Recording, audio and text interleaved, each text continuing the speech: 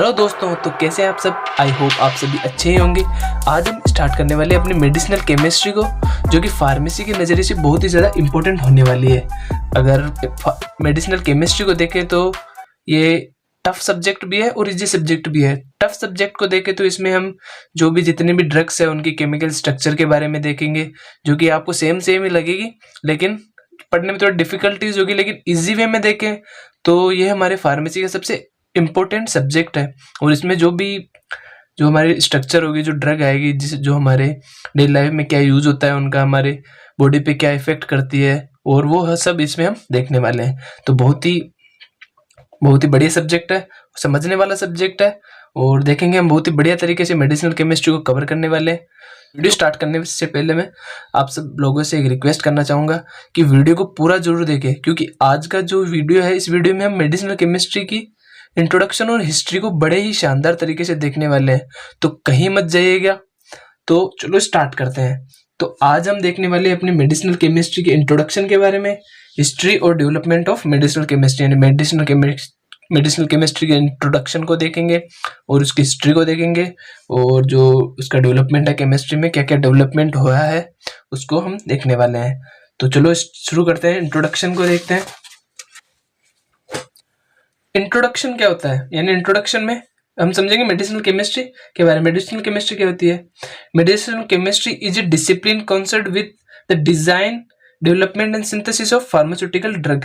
यानी medicinal chemistry एक ऐसा फील्ड है जिसमें हम किसी ड्रग की डिजाइन को देखते हैं कि वह किस डिजाइन की शेप की बनाई जाए ताकि जल्दी से जल्दी बॉडी में एब्जॉर्ब हो सके। यानी अगर हम किसी ड्रग को बना रहे हैं, उसकी डिजाइन का हमारे एब्जॉर्प्शन पे बहुत ज्यादा इफेक्ट होता है, तो डिजाइन का खास तौर पे ध्यान रखा जाता है। फिर हम देखते हैं डेवलपमेंट, तो उसका डेवलपमेंट को देखते हैं कि किस प्रकार से उसमें इम्प्रूवमेंट किया जाए। यानी हमने एक ड्रग बना दी तो उसका इफेक्ट क्या है, कम आ रहा है, लेकिन हम क्या करेंगे, उसमें इम्प्रूवमेंट करेंगे, जिससे क्या होगा, उसका डेवलपमेंट होगा। जो डेवलपमेंट करेंगे तो क्या होगा, उसके जो थेरेपेटिक इफेक्ट है या फार्माकोलॉजिकल एक्शन है उसमें इंक्रीजमेंट हो जाएगी। और हम देखेंगे सिंथेसिस, यानी कोई ड्रग है तो वो कैसे बनी है, यानी कि किस प्रकार से, यानी कोई ड्रग है तो उसे किस प्रकार से बनाया जाए और कहाँ से वो मिलता है, उसे हम सिंथेसिस में देखते हैं। यानी कोई ड्रग ली तो उसकी डिजाइन को हम देखेंगे, इसमें उसके डेवलपमेंट को देखेंगे, यानी किस प्रकार से उसे इम्प्रूवमेंट किया जा सकता है, और उसके सिंथेसिस को देखेंगे कि किस प्रकार से वो मिलती है या बनती है। फिर देखें the discipline combines expertise from chemistry and pharmacology that involve the identification, synthesis and development of new chemical agent that are suitable for medical और फार्मास्यूटिकल यूजेज। यानी इसका मतलब हो गया, इसमें हम जो भी न्यू केमिकल एजेंट या ड्रग होती है उसके डेवलपमेंट, सिंथेसिस और आइडेंटिफिकेशन स्टडी करते हैं। यानी हमने अगर कोई ड्रग न्यू फॉर्म हुई है, यानी कोई न्यू केमिकल एजेंट आया है मार्केट में, यानी कोई ड्रग आई है, तो हम क्या करते हैं, इसमें उसके आइडेंटिफिकेशन करते हैं, उसका सिंथेसिस करते हैं, देखते हैं कि किस प्रकार से बनाई जाती है। फिर उसके डेवलपमेंट को देखते हैं कि किस प्रकार से इसमें इम्प्रूवमेंट किया जा सकता है। और it also include the study of existing drug, their pharmacological properties, toxic effect and their यानी स्ट्रक्चर एक्टिव रिलेशनशिप, यानी SAR।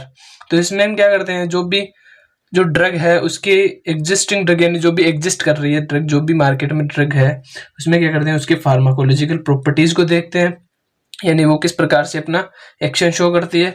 और टॉक्सिक इफेक्ट देखते हैं, यानी कोई भी ड्रग है तो आपको पता है उसके टॉक्सिक इफेक्ट तो होते हैं, यानी हमारी बॉडी में जाने के बाद कुछ ना कुछ तो टॉक्सिक इफेक्ट वो शो करता ही है। तो हम देखने वाले इसमें उसके टॉक्सिक इफेक्ट, यानी कोई भी ड्रग किस प्रकार से अपना इफेक्ट शो करती है, and there structure active relationship, यानी SAR। तो अब SAR को समझते हैं। SAR क्या होता है उसको देखते हैं।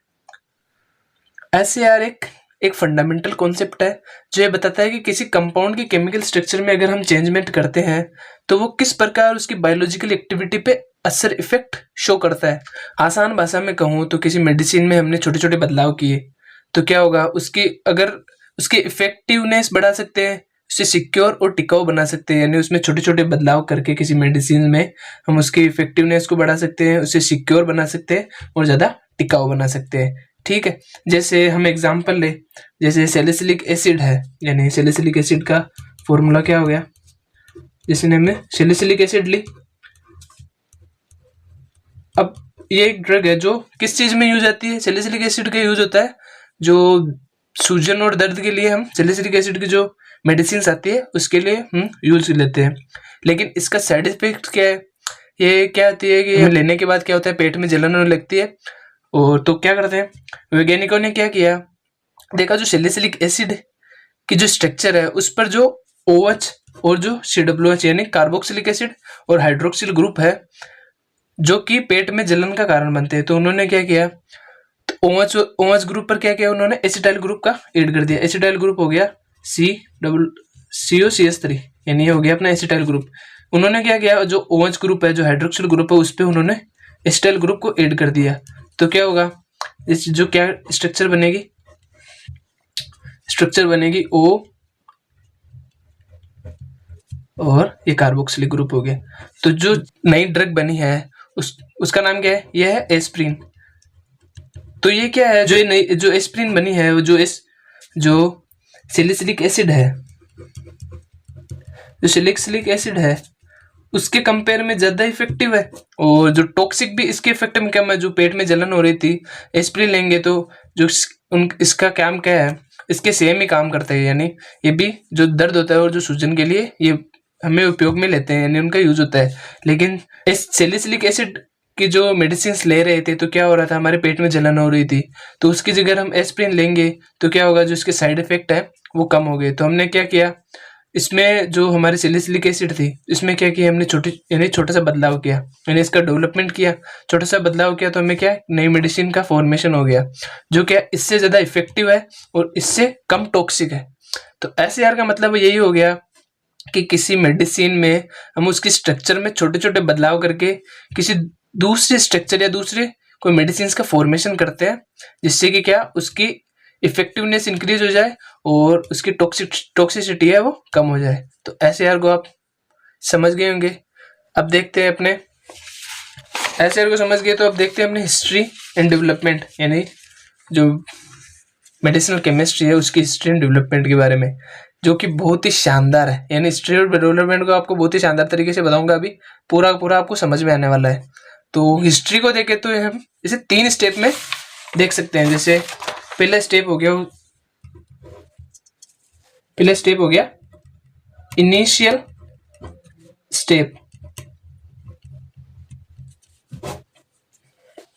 इसमें क्या होता है, जो भी न्यू ड्रग आती है उनकी डिस्कवरी हुई थी, यानी जो भी न्यू ड्रग आई है, यानी कोई भी न्यू ड्रग बनी है तो उनकी डिस्कवरी हुई थी और उनके आइडेंटिफिकेशन के बारे में पता चला था। यानी पुराने जमाने में जो भी ड्रग बनी थी उनकी डिस्कवरी हुई और उनके आइडेंटिफिकेशन के बारे में हमें इनिशियल स्टेप में हम इसे पता करते हैं।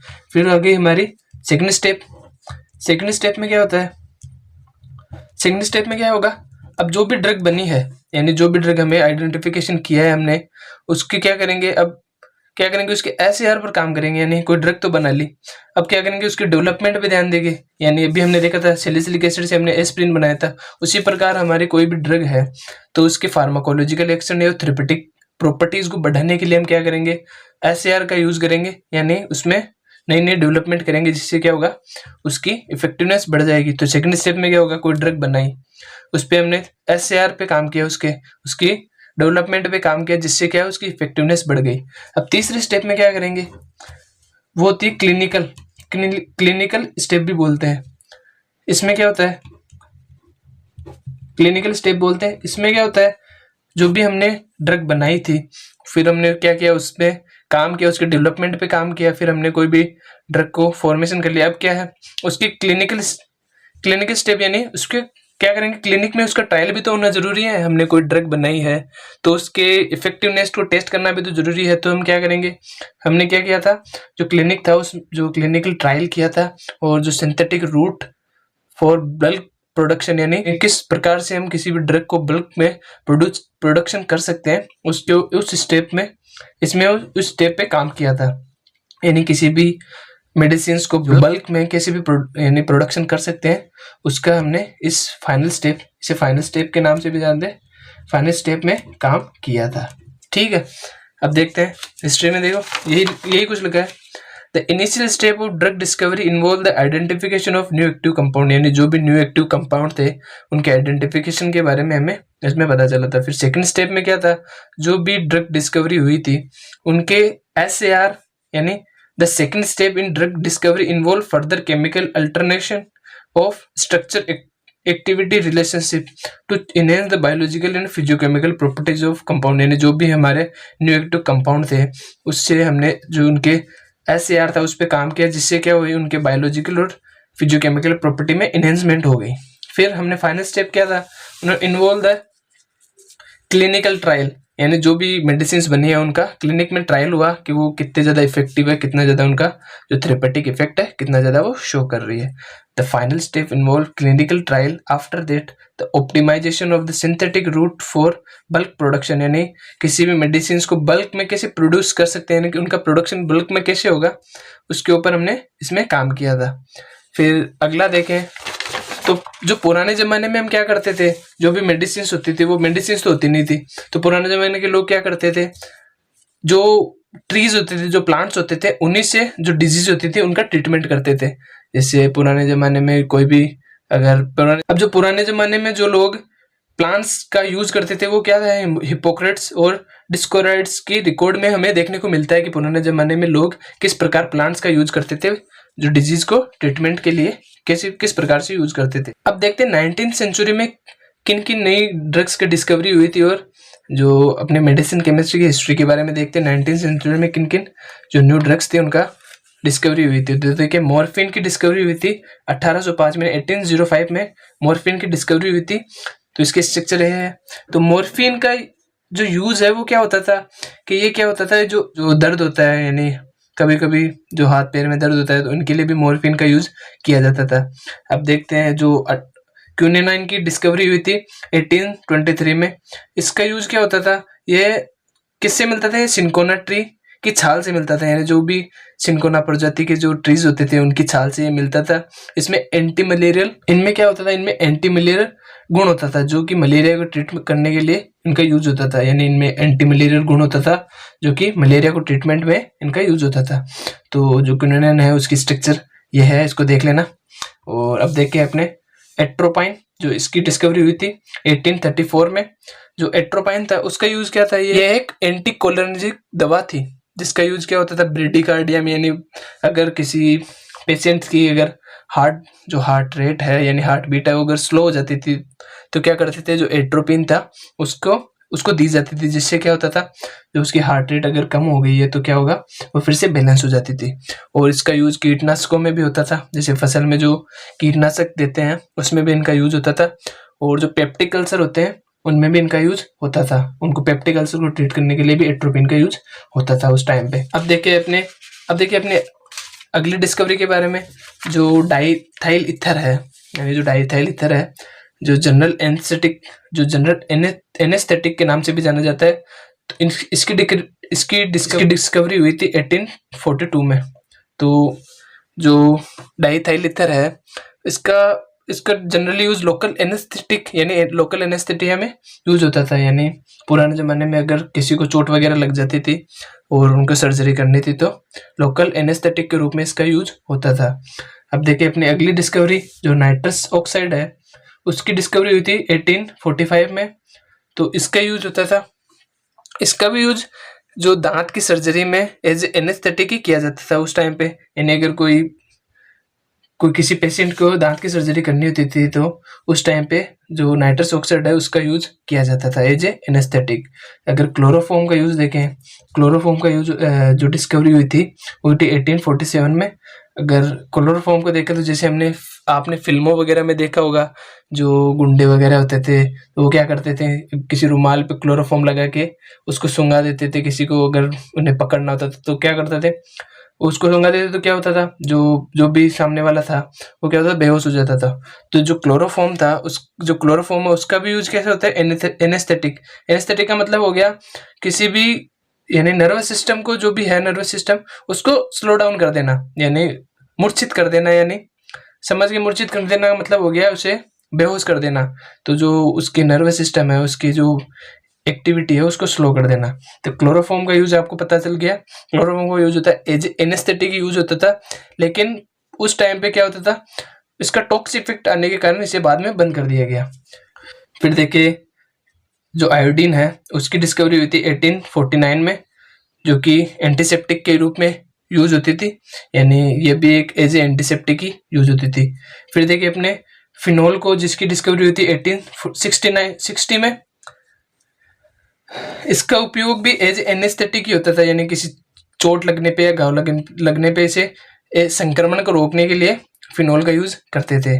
ठीक है, अब देखिए अपने ट्राइक्लोरोथिनोन, जिसकी डिस्कवरी हुई थी 1869 में, जो हिप्नोटिक एक्टिविटी, यानी इसका क्या काम होता था, ये सेडेटिव और हिप्नोटिक मेडिसिन के फॉर्मेशन में यूज होता था। यानी हिप्नोटिक और जो हिप्नोटिक मेडिसिन क्या होती है, जो अगर किसी को अगर नींद की बीमारी होती है, यानी उसको नींद कम आती है, तो क्या होता था, ये टेबलेट यानी मेडिसिन दी जाती थी, जिससे क्या होती है, उसे नींद आने लगती है।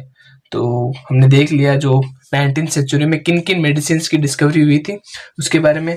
अब देखते हैं जो 20th सेंचुरी है उसमें किन किन मेडिसिन की डिस्कवरी हुई थी उनके बारे में देखते हैं। तो 20th सेंचुरी में क्या होता है, पेनिसिलिन का जो पेनिसिलिन मेडिसिन है उसकी डिस्कवरी हुई थी। जो पेनिसिलिन इसकी डिस्कवरी 1929 में अलेक्जेंडर फ्लेमिंग द्वारा की गई थी, जो कि पेनिसिलिन नोटेटम से ऑब्टेन किया जाता था। यानी जो पेनिसिलिन नोटेटम फंगी है उससे ये ऑब्टेन किया जाता था। और इसका यूज क्या था, जो स्टेप्लोकोकस जो बैक्टीरिया है, यानी उसकी ग्रोथ को इनहिबिट करने के लिए इसका यूज किया जाता था। तो स्टेफाइलोकोकस क्या है उसे समझते हैं। स्टेफाइलोकोकस क्या है, एक ग्राम पॉजिटिव बैक्टीरिया है जो कि संक्रमण करता है बॉडी में, जो कि क्या करता है, जो बॉडी में कोई भी प्रकार का संक्रमण करता है उसको रोकने के लिए पेनिसिलिन का यूज किया जाता था। ठीक है, अब अगला देखें। फिर क्या हुआ, जो थैलेमाइड था उसकी खोज हुई, यानी जो ड्रग थी थैलेमाइड उसकी खोज हुई। तो इसमें क्या था, ये थैलेमाइड क्या थी, इसमें क्या होता था, जो प्रेग्नेंट वुमेन होती थी वो इसका यूज करती थी, यानी उनको अगर उल्टी वगैरह होती थी तो जो थैलेमाइड थी उसे यूज करती थी।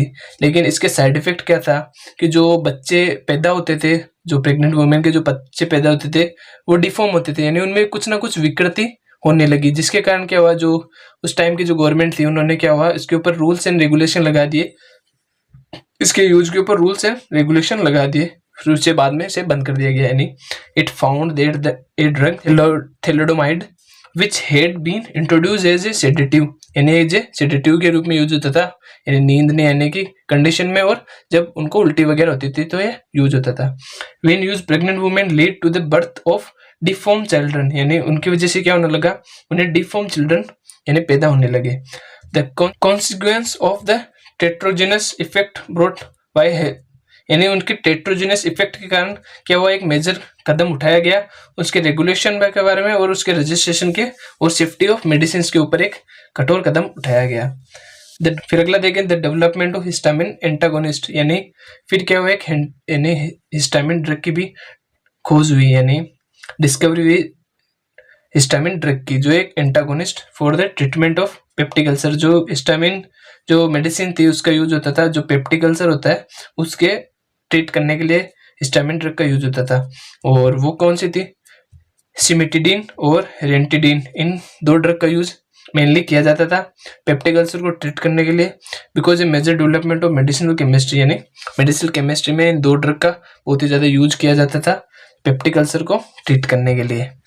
तो आज का वीडियो कैसा लगा, मैंने बहुत ही मेहनत करके ये वीडियो बनाया है और पता नहीं कहाँ से मैंने जो ये जानकारी कलेक्ट की है। तो कमेंट करके ज़रूर बताएं कि आपको वीडियो कैसा लगा।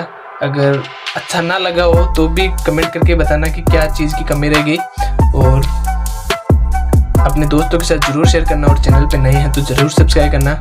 मिलते हैं अगली वीडियो में इसी जोश के साथ, तब तक के लिए धन्यवाद।